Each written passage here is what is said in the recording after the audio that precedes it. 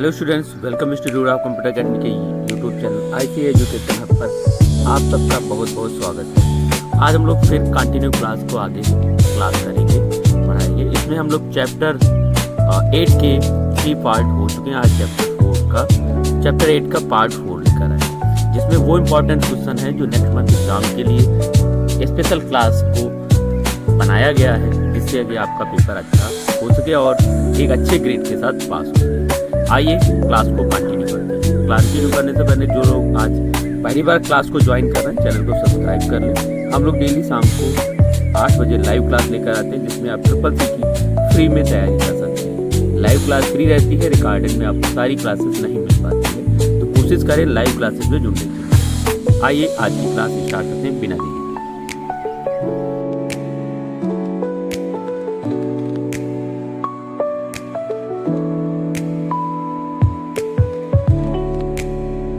Number 1 आपकी screen पर digital wallet क्या है? What is the digital wallet? ये कई बार क्वेश्चन इस चैप्टरों से पूछा जा चुका है। आपको बताना डिजिटल वॉलेट क्या होता है। एक भौतिक कैश फोल्डर, एक physical cash holder. B option है एक बैंक दस्तावेज, a bank document. C option है a virtual wallet of electronic transaction के लिए एक वर्चुअल वॉलेट होता है। और डी ऑप्शन मिल जाता है यहाँ पर नन ऑफ द, जिसमें से कोई नहीं। ABCD चारों ऑप्शन आपकी स्क्रीन पर है। आपको बताना इसमें से कौन सा होगा। डेली के तरीके से आप लोग फटाफट आंसर देना है कि कौन सा इसका सही आंसर होगा। ABCD कौन सा ऑप्शन सही है? इसका सही आंसर है C option is the right answer. जिन लोगों ने सी ऑप्शन दिया है बिल्कुल सही है। A virtual wallet for the electronic transactions करने के लिए इसका उपयोग किया जाता है। क्वेश्चन नंबर 1 का C option is the right answer. Question number 2 important question है। बजटिंग ऐप की भूमिका क्या होती है? What is the role of the budgeting app? इस तरीके से कई सारे क्वेश्चंस आपको वहाँ पर नए देखने को मिलेंगे, लेकिन आपको अपने जो भी क्लासेस की है उनको उनको बेस में रखते हुए और उनसे समझते हुए क्वेश्चंस को करेंगे तो आपको आसानी से कर सकते हैं। पहला तो है टू प्ले गेम खेलने के लिए है, ए ऑप्शन। बी ऑप्शन है to monitor and the control the spending habits, monitor और कंट्रोल हैबिट्स को कंट्रोल करने के लिए। सी ऑप्शन है टू मेक कॉल्स को बनाने के लिए। डी ऑप्शन है टू ब्राउज इंटरनेट और इंटरनेट को ब्राउज करने के लिए। बजटिंग ऐप की भूमिका क्या होती है? तो इसमें बिल्कुल सिंपल है, खर्चों को मॉनिटर और नियंत्रित करने के लिए। तो मॉनिटर मतलब उसको खर्चों को देखने के लिए और उनको स्पेंडिंग हैबिट्स कंट्रोल करने के लिए और स्पेंडिंग हैबिट्स और उनको नियंत्रित करने के लिए, मॉनिटर को देखने के लिए और खर्चों को नियंत्रित करने के लिए इसका यूज किया जाता है। क्वेश्चन नंबर बी का राइट ऑप्शन है बी ऑप्शन। जिन लोगों ने अगर क्वेश्चन को आसानी से सिंपल तरीके से पढ़ के बस आपको अपना लॉजिक लगाना आंसर दिया, उनका सबका लगभग सही है। क्वेश्चन नंबर 3 सेम इसी तरीके से आज क्लास में हम लोग कंटिन्यू कोर्स जो भी क्वेश्चंस हैं वो लेकर आए हैं। सब थिंकिंग बेस्ड क्वेश्चंस होंगे। मोबाइल बैंकिंग ऐप की प्राथमिकता क्या होती है?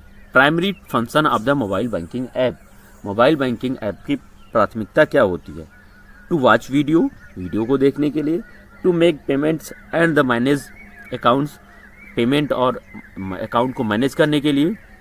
सी ऑप्शन है टू सेंड ईमेल्स, ईमेल को भेजने के लिए। डी ऑप्शन है टू लिसन टू म्यूजिक को सुनने के लिए। अब इन चारों ऑप्शनों में से आपको बताना है कौन सा ऑप्शन राइट होगा। ABCD कौन सा ऑप्शन राइट होगा ये आपको बताना है। तो इसका सही आंसर मिल जाता है B option is the right answer. लगभग सभी का आंसर सही है। भुगतान और प्रबंधन करने के लिए इसका यूज किया जाता है। किसका? भुगतान और प्रबंधन करने के लिए इसका यूज किया जाता है। किसका? मोबाइल बैंकिंग ऐप का। लगभग सभी लोग आजकल यूज भी करते हैं मोबाइल बैंकिंग ऐप। तो बस अपने प्रैक्टिकली चीज़ें जो हैं उनको अब कंप्यूटर में आती हैं, उनको सिंपल तरीके से कर देना है। नेक्स्ट क्वेश्चन नंबर 4 डिजिटल भुगतान ऐप का मुख्य लाभ क्या होता है? डिजिटल भुगतान ऐप का मुख्य लाभ क्या होता है? Main advantage of the digital payment app. Digital payment app के द्वारा जो पेमेंट्स करते हैं उनका बेनिफिट्स क्या होता है? ये ऑप्शन है faster and convenient transactions. B तेज और सुविधाजनक लेन देन होता है। बी ऑप्शन है हायर इंटरेस्ट रेट, उच्च ब्याज दर होता है। सी ऑप्शन है सोशल मीडिया एकीकरण, social media integration. D option है इनमें से कोई नहीं, नन ऑफ दीज। इन चारों ऑप्शनों में से कोई भी ऑप्शन सही नहीं है। अब आपको बताना है इसमें से कौन सा ऑप्शन राइट होगा। A, B, सी या फिर डी? फटाफट कमेंट सेक्शन में आपके आंसर आने चाहिए। इसका राइट आंसर क्या होगा? ए बी सी डी चारों ऑप्शन आपकी स्क्रीन पर हैं, आपको बताना क्या होगा। तो इसका सही आंसर है फास्ट एंड कन्वीनियंट होता है, तेज़ और सुविधाजनक होता है। तेज़ क्या, अब बैंक में अगर हम जाते हैं तब भी हमें जाना पड़ेगा और वहाँ पर कुछ टाइम लग जाता है, बट हमें अपने मोबाइल अब डिजिटल पेमेंट ऐप है तो जिसके द्वारा 1 मिनट में हम पूरी दुनिया में कहीं भी किसी को पैसे ट्रांसफ़र कर सकते हैं। तो ये एक फास्ट और सुविधाजनक लेन देन हमें यहाँ से डिजिटल पेमेंट ऐप के द्वारा मिल जाता है। क्वेश्चन नंबर 4 का A option is the right answer. Question number 5 crypto currency exchange का उद्देश्य क्या है? क्रिप्टो करेंसी एक्सचेंज का उद्देश्य क्या होता है ये आपको बताना है। Purpose of crypto currency exchange. A option है to store photos, B option है to facilities tradings exchange to digital currency, D option है to buying the groceries, C option है टू वॉच मूवी। अब क्रिप्टो करेंसी का exchange का मुख्य उद्देश्य क्या होता है ये आपको बताना है। ए बी सी डी चारों ऑप्शन आपकी स्क्रीन पर है, आपको बताना इसका सही जो उद्देश्य है वो क्या होगा। तो इनमें से फटाफट कमेंट में टाइप करना क्या होगा। सॉरी, इसका सही आंसर हमें मिल जाता है B option is the right answer. Digital मुद्रा का व्यापार जो विनिमय होता है, to facilities trading and exchange to digital currency trading और एक्सचेंज करने के लिए इसका यूज किया जाता है क्रिप्टो करेंसी का। Next question number 6 peer to peer P2P भुगतान ऐप का तात्पर्य क्या है? Primary functions of the P2P app. P2P function app का यूज क्या होता है? सीधे send receive money directly, B option है to download files, C option है to read news, D option है टू प्ले गेम्स। अब इन चारों ऑप्शनों में से आपको बताना है कौन सा ऑप्शन राइट होगा। ए बी सी डी चारों ऑप्शनों में से आपको बताना राइट आंसर कौन सा होगा। इसका सही आंसर हमें मिल जाता है send and receive money directly. P2P peer to peer, इससे हम सेंड या फिर रिसीव मनी जो होता है वो डायरेक्टली कर सकते हैं, मतलब डायरेक्टली किसी को भेज सकते हैं, डायरेक्टली किसी से रिसीव कर सकते हैं, उसके लिए P2P फंक्शंस का उपयोग किया जाता है। क्वेश्चन नंबर 6 का हमें राइट आंसर मिल जाता है A option is the right answer. Question number 7 भुगतान ऐप का उद्देश्य क्या होता है? Purpose of mobile payment app. Mobile payment app का उद्देश्य क्या होता है ये आपको बताना है। ए ऑप्शन है संगीत सुनना, to play music, B option है faculties contactless payment via mobile, C option है फोटो लेना, डी ऑप्शन है to take photo, D option है नन ऑफ दीज। और इन ऑप्शनों में से कोई भी ऑप्शन राइट नहीं है। अब इनमें से आपको बताना है कौन सा ऑप्शन राइट है, ए बी सी या फिर D. A B C D कौन सा ऑप्शन इनमें से राइट है ये आपको बताना है। Play music, faculties of the contactless payment via mobile, to take photo या फिर नन। म्यूजिक के लिए भी नहीं होता है, मोबाइल से हम फोटोज भी नहीं ले सकते हैं, तो इसका सही आंसर में मिल जाता है B option is the right answer, faculties contactless payment via mobile. अब यहाँ से फैकल्टी जो होता है हमारा फिजिकल कॉन्टैक्ट के बिना ही पेमेंट को रिसाया मोबाइल के द्वारा हम रिसीव कर सकते हैं, मतलब किसी से डायरेक्ट न लेकर सीधे अपने वॉलेट में अकाउंट में पैसे ले सकते हैं, इसके लिए इसका यूज किया जाएगा। क्वेश्चन नंबर 7 का B option is the right answer. Question number 8 QR code का अर्थ क्या है? कई बार ये क्लासेस में हम लोग क्वेश्चन रख चुके हैं, आज फिर से इसको एक बार हमने रिवीजन के लिए इसमें डाला है। Meaning of the QR code. QR code का आपको बताना है कि क्या अर्थ होता है। Quick response code, B option है quality response code, D option है quick result code, D option है नन ऑफ दीज। इन चारों ऑप्शनों में से कोई भी ऑप्शन सही नहीं है। अब आपको बताना है इसमें से कौन सा ऑप्शन राइट है। ए बी सी डी चारों ऑप्शन आपकी स्क्रीन पर हैं, आपको बताना कौन सा ऑप्शन राइट होगा। इसका सही आंसर है quick response code. A option is the right answer. इसका सही आंसर होगा A option is the right answer, quick response code इसका सही आंसर होता है। क्वेश्चन नंबर 9 एटीएम का पूर्ण रूप क्या है? Full form of ATM. ATM का पूरा नाम, एटीएम का पूरा नाम आपको बताना है क्या होगा। ए बी सी डी चारों ऑप्शनों में से आपको बताना है कौन सा होगा। ए ऑप्शन है any time money, B option है automated teller machine, C option है automatic transactions machine, D option है यहाँ पर none of these. A B C D चारों ऑप्शनों में से आपको बताना है कौन सा ऑप्शन राइट होगा, ए बी या फिर सी या फिर डी, इनमें से बताना है इसमें से कौन सा ऑप्शन राइट होगा। एटीएम का फुल फॉर्म बताना है। एटीएम एक ट्रांजैक्शंस मशीन होती है जहाँ से पैसे निकाल सकते हैं, तो इसका फुल फॉर्म होता है ऑटोमेटेड टेलर मशीन। ऑटोमेटिक नहीं होता, इसका ये ध्यान रखना है। बी ऑप्शन सही है, automated teller machine is the right answer. Question number 9 का राइट आंसर है B option is the right answer. Question number 10, KYC का अर्थ क्या होता है? मीनिंग ऑफ केवाईसी, केवाईसी का अर्थ क्या होता है? केवाईसी का अर्थ आपको बताना है क्या होगा।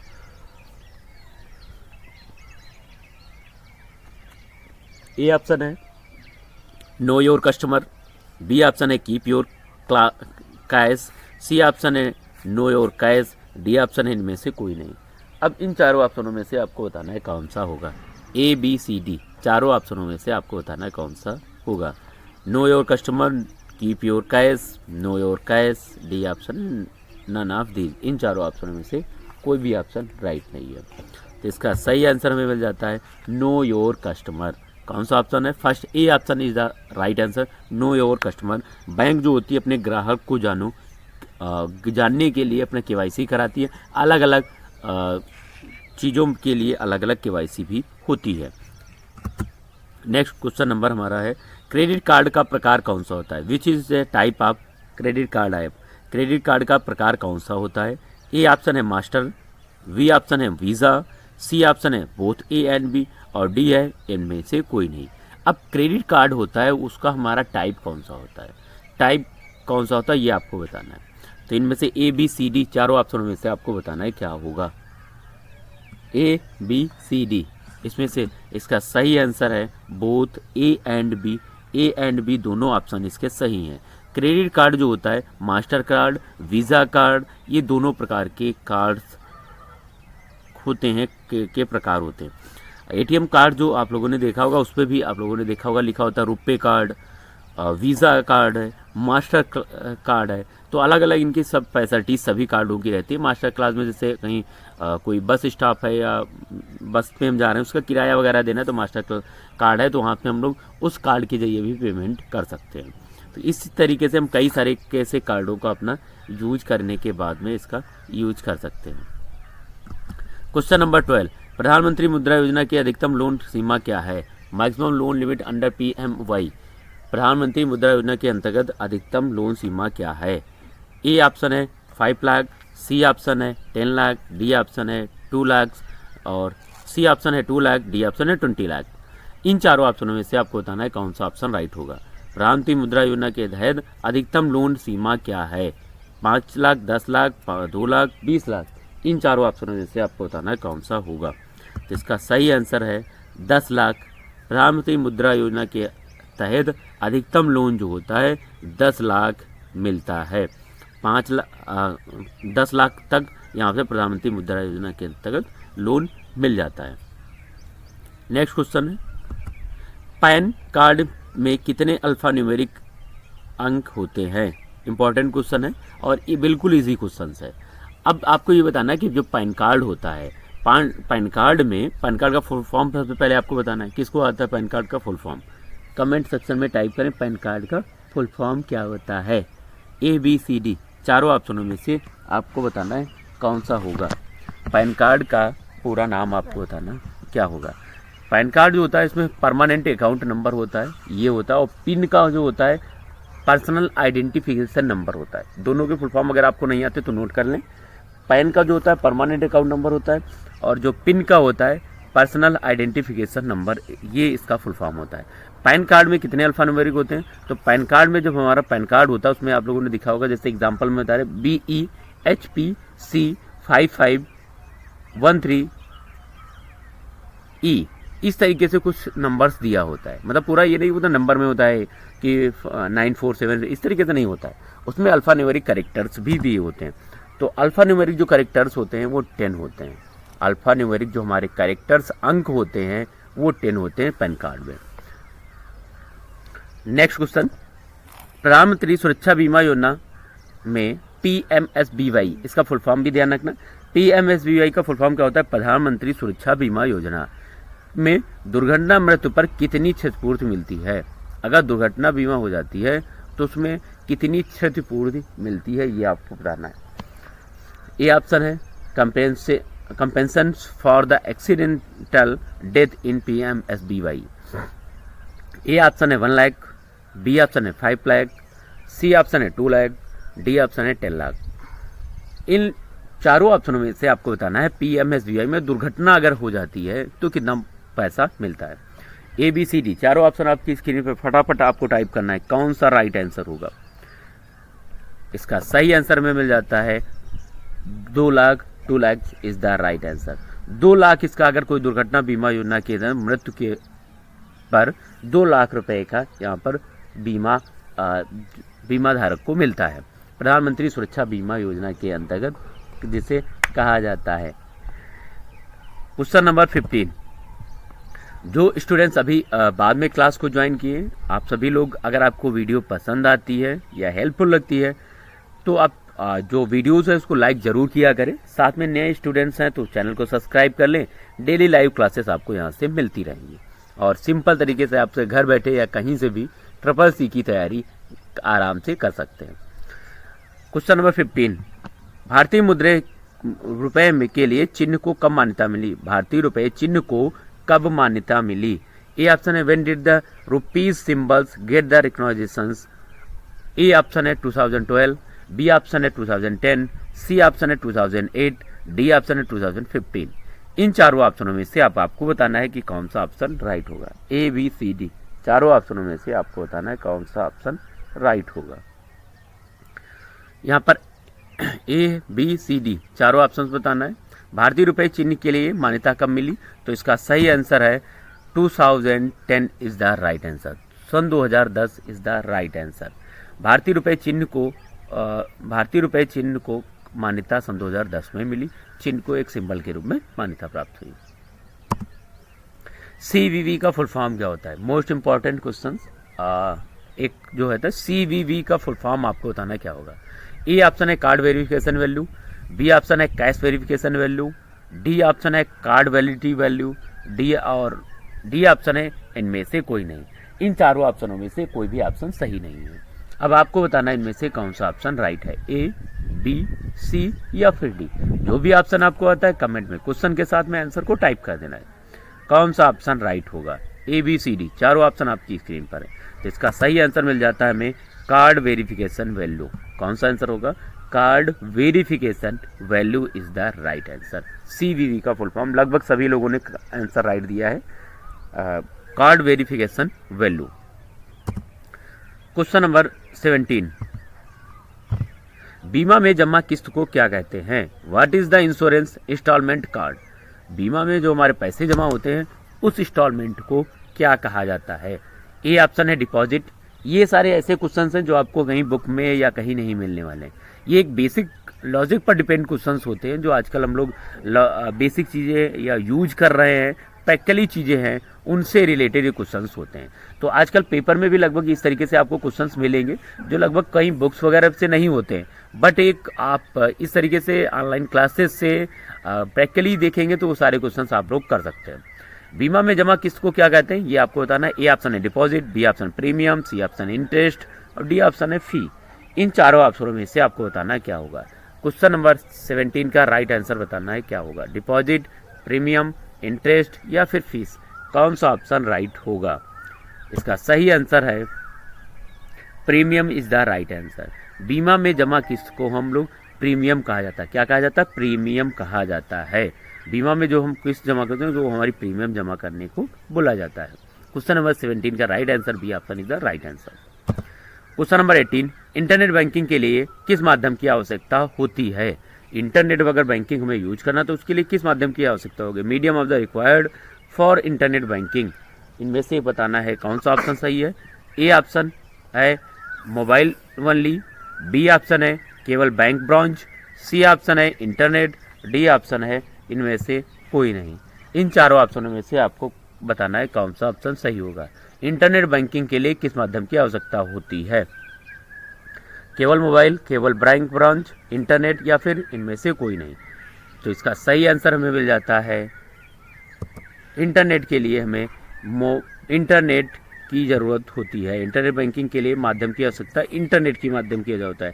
बैंक की ज़रूरत नहीं होती, मोबाइल की भी नहीं ज़रूरत होती। अब मोबाइल की नहीं तो यूज कैसे करेंगे, ये भी एक लॉजिक है। तो हमारे पास आजकल कई सारे गैजेट्स हैं, जैसे लैपटॉप में यूज करते हैं, सिंपल तरीके से लैपटॉप में भी यूज कर सकते हैं, टैबलेट में भी यूज कर सकते हैं। तो इसलिए केवल इंटरनेट कॉमन होना चाहिए हमारे पास, अदर कोई भी एप्लीकेशंस की ज़रूरत नहीं होती है, या फिर किसी चीज़ की ज़रूरत नहीं होती है, कोई भी सॉफ्टवेयर की ज़रूरत नहीं होती है। क्वेश्चन नंबर 18, इंटरनेट बैंकिंग की प्राथमिकता का लाभ क्या होता है? ये आपको बताना है। Primary advantage of the internet banking, internet banking का लाभ क्या है? 24/7 सेवा होती है, मतलब 24 घंटे हम कहीं भी एक्सेस कर सकते हैं। बी ऑप्शन है हाई इंटरेस्ट रेट होता है। सी ऑप्शन है फ्री सर्विसेज होती है। डी ऑप्शन है इनमें से कोई नहीं। अब इन चारों ऑप्शनों में से आपको बताना है कौन सा ऑप्शन राइट होगा, ए, बी, सी या फिर डी। कमेंट सेक्शन में फटाफट क्वेश्चंस देना है। 15 क्या लगभग हम लोगों के 19 क्वेश्चंस पे हम लोग हैं, 20 क्वेश्चन लगभग कवर करने वाले हैं। अब आपको फटाफट फास्ट आंसर देना है, जिससे कि ज़्यादा से ज़्यादा क्वेश्चंस को हम कवर कर सकें। इसका सही आंसर है 24 एक्सेस करने की बैंकिंग सर्विसेज है। 24 हम कहीं से भी इसे एक्सेस कर सकते हैं। इसमें इंटरेस्ट नहीं मिलता है, फ्री सर्विसेज नहीं होती है, और इनमें से कोई भी ऑप्शन था, ये कोई भी ऑप्शन राइट नहीं है। इसका A option is the right answer. Internet banking में ओटीपी का उद्देश्य क्या होता है, आपको बताना है। इंटरनेट बैंकिंग में ओटीपी का उद्देश्य क्या होता है? ए ऑप्शन है purpose of OTP internet banking. A option है टू वॉच एड्स, ऐड देखने के लिए, बिल्कुल नहीं होता है। To authentication of the user, authentication के लिए, यूजर के लिए। बी ऑप्शन पैसे बचाने के लिए, ये भी नहीं होता है, पैसे नहीं बचते हैं। डी ऑप्शन है नन ऑफ दिस, इनमें से कोई भी ऑप्शन सही नहीं। तो इसका सही ऑप्शन हमें मिल जाता है B option is the right answer. कौन सा ऑप्शन सही है? B option is the right answer. उपयोगकर्ता को ऑथेंटिकेट करने के लिए इसका यूज किया जाता है कि जेन्युइन उपयोगकर्ता है या नहीं है, उसके लिए इसका यूज किया जाता है, ओटीपी का यूज किया जाता है। नेक्स्ट क्वेश्चन, आज की क्लास में हम लोगों ने 20 क्वेश्चंस को कवर किया है। 20 वो इंपॉर्टेंट क्वेश्चंस हैं जो आपको पेपर में बहुत ही हेल्पफुल होने वाले हैं। ये सारे क्वेश्चंस को आप एक बार फिर से जरूर देख लेना। अगर नहीं कोई भी क्वेश्चन में डाउट लग रहा, नहीं समझ में आ रहा है, तो कमेंट सेक्शन में टाइप किया करें, जिससे कि हम लोग कोशिश करेंगे और ज़्यादा उन्हें यूज़फुल बनाने की कोशिश करेंगे, और आपका ज़्यादा से ज़्यादा इन्हीं क्वेश्चनों से पेपर निकल जाए, इस चीज़ की कोशिश करेंगे। आज की क्लास में हम लोगों ने 20 क्वेश्चंस को कवर किया है। कल की क्लास में एक नई क्लास के साथ मिलते हैं और अच्छे क्वेश्चनों के साथ मिलते हैं। तब तक के लिए आप लोग जो पुरानी क्लासेस हुई हैं रिवीजन जरूर करते रहें, क्योंकि पेपर अब पास में आने वाला है, तो जिससे कि हमारा रिवीजन क्लास जरूर साथ में चलता रहे। आज की क्लास में इतने ही, कल की क्लास में फिर हम लोग मिलेंगे। तब तक के लिए जय हिंद, जय भारत, गुड नाइट।